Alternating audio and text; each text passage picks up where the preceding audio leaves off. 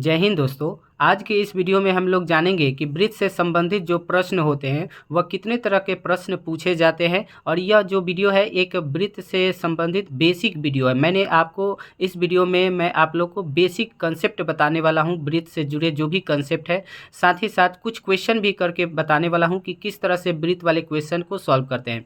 और ऐसे क्वेश्चन जो है कॉम्पिटिटिव एग्जाम में भी पूछा जाता है और यह स्पेशली जो है छोटे बच्चों के लिए है जिन्हें वृत्त से संबंधित कई सारे प्रॉब्लम होते हैं सवाल को सॉल्व करने में। ठीक है, तो सबसे पहले क्वेश्चन को न कर हम यहाँ पे वृत्त के बारे में जानते हैं कि इसकी क्या क्या विशेषता है। तो देखिए, वृत्त के बारे में अगर कहा जाए तो वृत्त के बारे में कहा जाता है कि जैसे मान लीजिए कोई समतल तल है और इस तल में कोई एक बिंदु स्थित है। ठीक है, यह एक बिंदु हो गया। ठीक है, अब इस बिंदु से कुछ दूरी पे मान लिया जाए एक और बिंदु है। जैसे मान लीजिए इतना इसकी दूरी जो है आपका मान कर चलते हैं कि 7 सेंटीमीटर है। 7 सेंटीमीटर की दूरी पर यह एक बिंदु है। ठीक है, यह बिंदु O मान लेते हैं और इस बिंदु को P मान लेते हैं। ठीक है, अब जैसे P जो है O से 7 सेंटीमीटर की दूरी पे है, ऐसे ही इस वृत्त यह जो बिंदु O है, ठीक है, इससे 7 सेंटीमीटर की दूरी पे और भी बहुत सारे आपके बिंदु हैं। जैसे यहाँ पे एक बिंदु Q हो गया, यह भी 7 सेंटीमीटर की दूरी पे है। ठीक है, यहाँ पे एक बिंदु और हो गया आपका R हो गया, इसकी भी जो दूरी है वह 7 सेंटीमीटर है। एक और बिंदु हो गया यहाँ पे। ठीक है, यह बिंदु है S, इसकी भी दूरी है 7 सेंटीमीटर। ठीक है, तो इस निश्चित बिंदु के चारों ओर यह समान दूरी पे जो भी बिंदुएं हैं, जब इन सभी बिंदु को एक दूसरे से हम लोग मिलाते हैं, ठीक है, एक दूसरे से अगर हम मिला दें तो एक दूसरे से मिलाने पर जो आकृति बनता है उस आकृति को ही क्या कहा जाता है, वृत्त कहा जाता है। ठीक है, अब ध्यान दीजिए, यह जो आपका यह जो दूरी है, जैसे यह इस बिंदु को, जैसे जिस बिंदु से हम लोग वृत्त को खींचते हैं इसको क्या कहा जाता है, तो केंद्र कहते हैं। इसको हम लोग कहते हैं केंद्र कहते हैं। ठीक है, और केंद्र से जितना दूरी पे जो भी आपका बिंदु होता है उस दूरी को हम लोग क्या कहते हैं, वृत्त की त्रिज्या कहते हैं। यानी जो 7 सेंटीमीटर है इसको हम लोग त्रिज्या कहेंगे। ठीक है, अब वृत्त से संबंधित कुछ चीज़ें होती है जिसके बारे में आपको ध्यान में रखना है। पहला चीज़ तो होता है आपका त्रिज्या। ठीक है, त्रिज्या को छोटा r से सूचित किया जाता है। ठीक है, छोटा r से सूचित करते हैं। और यह छोटा r होता क्या है, तो यह जो भी लंबाई है केंद्र से जो भी बिंदु जितना दूरी पे होता है वही दूरी जो है इस वृत्त का क्या कहलाता है, त्रिज्या कहलाता है। ठीक है, और इस चीज़ को याद रखिएगा कि जैसे वृत्त के केंद्र O से यह जो भी बिंदुएं हैं P Q R S, ठीक है, इनको मिलाने से यह जो आपको यहाँ पे गोल आकृति दिख रहा है इसको हम लोग कहते हैं वृत्त का परिधि कहते हैं। इसको क्या कहते हैं, परिधि कहते हैं। परिधि का मतलब हो गया परिधि क्या चीज़ होता है, तो इसके बारे में मैं आपको बता देता हूँ। परिधि उसे कहा जाता है कि जैसे मान लिया जाए यहाँ बिंदु P है। ठीक है, अब P से चले और ऐसे ही Q R S से होते हुए फिर P पर आ गए, तो इस दौरान यह जो टोटल लंबाई हुआ, यानी जो भी हमने दूरी तय किया, यही टोटल दूरी जो है आपका क्या कहलाता है, वृत्त की परिधि कहलाता है। ठीक है, तीसरा चीज़ आपका एक होता है वृत्त का व्यास। व्यास क्या चीज़ होता है, ठीक है, तो व्यास को याद रखिएगा कि स्मॉल d से हम लोग सूचित करते हैं। ठीक है, अब व्यास क्या होता है, तो जैसे मान लिया जाए कि यहाँ पे हम एक वृत्त की रचना कर रहे हैं। ठीक है, और इस वृत्त का जो केंद्र है यह है। ठीक है, तो अब मान लीजिए इसको हम लोग वृत्त की परिधि कहेंगे। तो वृत्त की परिधि पर दो बिंदु स्थित है। जैसे मान लीजिए यहाँ पे एक बिंदु है P और यहाँ पे एक बिंदु है Q।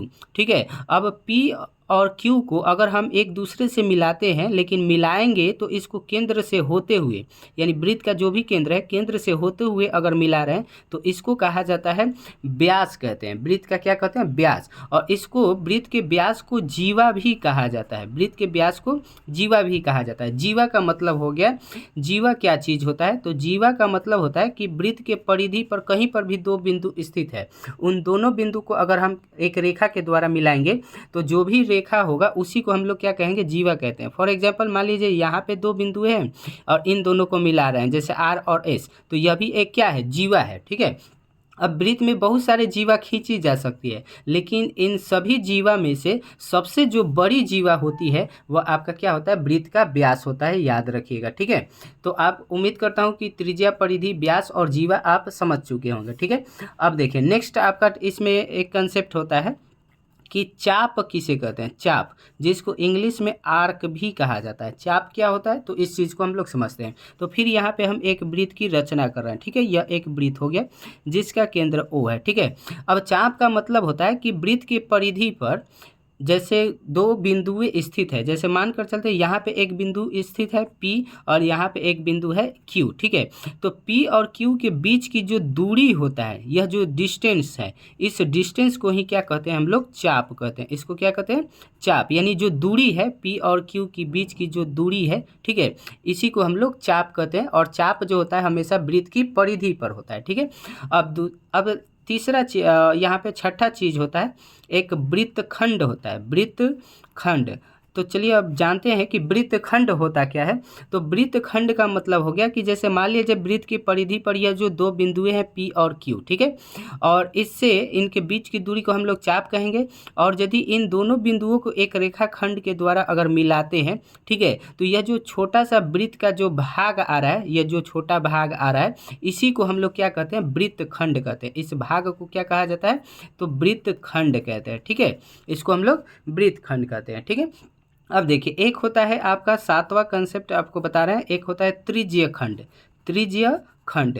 तो त्रिज्यीय खंड की बात करते हैं, त्रिज्यीय खंड होता क्या है, तो त्रिज्यीय खंड का मतलब जैसे मान लीजिए वृत्त का केंद्र यहाँ पे है O है, ठीक है, और इससे दो त्रिज्या अगर मान लिया जाए हम खींच रहे हैं, जैसे मान लीजिए यह एक त्रिज्या हो गया, एक यह त्रिज्या हो गया, ठीक है। तो दो त्रिज्या खींच लिए और एक आपका यह चाप हो गया। जैसे मान लिया जाए कि यहाँ पे बिंदु P है और यहाँ पे बिंदु Q है, ठीक है।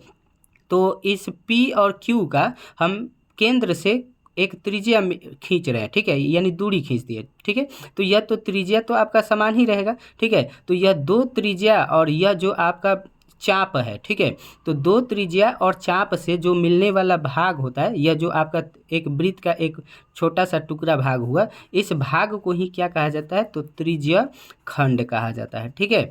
तो उम्मीद करता हूं कि आप लोग को वृत्त से संबंधित जो भी कंसेप्ट है समझ में आया होगा, ठीक है। अब हम लोग आते हैं कि इससे रिलेटेड कुछ क्वेश्चन को कर लेते हैं ताकि आप लोग को क्लियर हो जाएगा। देखिए, क्वेश्चन यहाँ दो टाइप से हमने लिया है। पहला टाइप है कि एक वृत्त की त्रिज्या जो है 21 सेंटीमीटर है, तो हमें बताना है इसका क्षेत्रफल ज्ञात करना है और साथ ही साथ इसकी परिधि भी ज्ञात करनी है, ठीक है। अब देखिए, अब बात करते हैं, आपको यहाँ पे कुछ फार्मूला बता देते हैं वृत्त से संबंधित, ठीक है, फार्मूला है, ठीक है। पहला फार्मूला, आपका परिधि अगर निकालना हो, वृत्त की परिधि निकालना हो, तब परिधि निकालने के लिए फार्मूला होता है, सूत्र होता है 2πr होता है, 2πr, ठीक है। दूसरा फार्मूला इसका वृत्त से संबंधित दूसरा फार्मूला होता है आपका क्षेत्रफल निकालने से रिलेटेड, ठीक है। क्षेत्रफल कैसे निकालेंगे वृत्त का, तो वृत्त का क्षेत्रफल निकालने के लिए फार्मूला हो जाता है πr² हो जाता है, ठीक है। और एक तीसरा भी फार्मूला आपको बता दे रहे हैं। तीसरा फार्मूला यह होता है कि जैसे वृत्त का जो व्यास होता है, ठीक है, वृत्त का व्यास यानी जो स्मॉल d है, यह त्रिज्या का क्या होता है, दुगना होता है, यानी d बराबर होता है 2r, ठीक है। और यही चौथा अगर इसी को तोड़ दें, जैसे r को पूछे, तो त्रिज्या जो है व्यास का क्या होता है, आधा होता है, यानी r बराबर d/2 होता है और d बराबर क्या होता है, 2r होता है।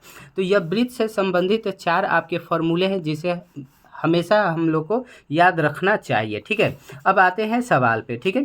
तो यहाँ पे एक त्रिज्या दिया है और हमें क्षेत्रफल ज्ञात करना है, ठीक है। जैसे अगर एक वृत्त की रचना करते हैं तो कुछ इस तरह से एक वृत्त दिया गया है जिसकी जो त्रिज्या है वह 21 सेंटीमीटर है, ठीक है। तो हमें इसकी परिधि क्षेत्रफल निकालना है और साथ ही साथ यह भी करा है कि इसका परिधि भी निकाल लें, ठीक है। तो पहले एक नंबर में हम लोग क्या करते हैं, इसका यहाँ पे हम लोग क्षेत्रफल निकालते हैं, ठीक है। तो क्षेत्रफल निकालेंगे, तो क्षेत्रफल बराबर फार्मूला अभी हमने क्या बताया, क्षेत्रफल को एरिया से ए से सूचित करते हैं क्योंकि एरिया इंग्लिश होता है इसका, ठीक है। अब देखिए क्षेत्रफल निकालेंगे कैसे, इसका फार्मूला होता है πr² होता है, ठीक है। और एक चीज़ आपको और बता दूं कि यहाँ पे जो भी आप फार्मूला देख रहे हैं परिधि का या फिर क्षेत्रफल का, इसमें एक चीज़ है पाई क्या होता है, तो पाई एक कांस्टेंट है, कांस्टेंट यानी अचर है, ठीक है। इसका मान जो है फिक्स होता है 22/7 होता है और एक दूसरा भी मान होता है दशमलव में 3.14, ठीक है। तो जब भी इस वृत्त से संबंधित सवाल अगर क्षेत्रफल या परिधि निकालना है तो हमेशा पाई का मान 22/7 ही रखा जाता है। लेकिन किसी क्वेश्चन में अगर कहेगा कि 3.14 रखें, तभी आपको 3.14 रखना है, नहीं तो 22/7 ही रखेंगे। तो चलिए हम लोग क्षेत्रफल निकालते हैं। तो क्षेत्रफल का यहाँ पे हमने फार्मूला लिख दिया है पाई आर स्क्वायर। अब यहाँ से हम क्षेत्रफल निकालेंगे तो पाई का मान 22/7 रख देंगे, गुना आर का स्क्वायर यानी जो भी त्रिज्या दिया होगा उसको स्क्वायर करना है। तो त्रिज्या आपका कितना दिया है 21, तो स्क्वायर का मतलब इसको क्या कर दीजिएगा गुना में 2 बार लिख दीजिएगा, ठीक है। अब यहाँ से देखिए तो इस 7 से ऊपर कोई भी संख्या कटने वाला हो तो काट देंगे, तो 7 से 21 जो है 3 बार में कट जाएगा, ठीक है। तो अब 3 से 21 में गुना कर लीजिए और गुना करके जो आएगा उसमें 22 से गुना कर लेंगे, तो 3 एकम 3 और 3 दूनी का कितना हो जाएगा 6 यानी 63 हो गया। तो अब 63 में 22 से हम क्या कर लेते हैं गुना, तो 2 3 6 फिर 2 3 दो छक कितना हो जाएगा 12 हो जाएगा, ठीक है। और फिर 2 से करिएगा तो 2 3 6 और 2 छक 12। अब इसको जोड़ लेते हैं तो 6 6 2 हो जाएगा 8, 2 1 3 और 1 का 1 यानी गुना करने पर 1386 आ रहा है। और जो त्रिज्या दिया था वह सेंटीमीटर में दिया था, तो यहाँ पे हम लिख देंगे सेंटीमीटर स्क्वायर लिख देंगे, ठीक है। क्योंकि क्षेत्रफल का जो मात्रक होता है आपका स्क्वायर में होता है, ठीक है। जो भी मात्रक दिया हो स्क्वायर में लिखेंगे, ठीक है। तो ये तो हो गया क्षेत्रफल। चलिए यहाँ तो परिधि का जगह नहीं बच रहा है, चलिए यहीं पर दूसरा चीज़ हम परिधि भी निकाल दे रहे हैं। परिधि निकालने के लिए क्या फार्मूला बताया है 2πr, ठीक है। तो 2 इंटू पाई का मान रख देंगे 22/7 इंटू आर आपका 21 है, तो आर आपको 21 रख देना है, ठीक है। अब इसको क्या करेंगे 7 से काटेंगे तो 17 का 21, अब गुना कर देंगे तो 3 से 2 में गुना करिएगा तो 3 दूनी का 6 हो जाएगा, और 6 से 22 में गुना करिए तो 6 दूनी के 12 के 2 हासिल 1 हो जाएगा, फिर 6 दूनी 12 1 13 यानी 132 सेंटीमीटर ही होगा। अब परिधि को सेंटीमीटर में ही लिखते हैं, इसको हम लोग स्क्वायर में नहीं लिखते हैं, ठीक है। अब चलिए अब हम लोग बढ़ते हैं सेकेंड क्वेश्चन की तरफ। सेकेंड क्वेश्चन जो है यहाँ पे त्रिज्या नहीं दिया है, कह रहा है कि एक वृत्त का व्यास जो है 14 सेंटीमीटर है, तो इसका परिधि एवं क्षेत्रफल निकाले, ठीक है। तो सबसे पहले यहाँ पे ध्यान दीजिएगा, ठीक है। यहाँ पे चूंकि अगर देखा जाए तो आपका व्यास दिया है 14 सेंटीमीटर और हमें क्षेत्रफल और जो परिधि है परिधि निकालने के लिए हमें त्रिज्या की ज़रूरत होती है। तो यहाँ पे आपको बताए हैं कि r जो होता है d/2 के क्या होता है बराबर होता है, ठीक है। तो यहाँ से हम r का मान निकाल लेंगे, यानी व्यास जो भी दिया होगा उसका आधा कर देंगे तो आपको त्रिज्या निकल जाएगा, ठीक है। तो व्यास कितना दिया है 14 और 14 का आधा करेंगे यानी 2 से भाग देंगे तो 7 सेंटीमीटर क्या हो जाएगा आपका त्रिज्या हो जाएगा, ठीक है। तो चलिए अब हम लोग निकालते हैं इसका पहला परिधि हमसे पूछ रहा है तो परिधि निकाल लेते हैं, ठीक है। तो परिधि बराबर होता है 2πr, तो 2 गुना में का साइन देंगे, फिर पाई का मान रख देंगे 22/7 और फिर आपका यहाँ पे त्रिज्या 7 है तो 7 रख देंगे, तो 7 से 7 आपका कट जाएगा और 2 से 22 में गुना कर देंगे तो 44 सेंटीमीटर आपका क्या हो जाएगा आपका वृत्त का परिधि हो जाएगा, ठीक है।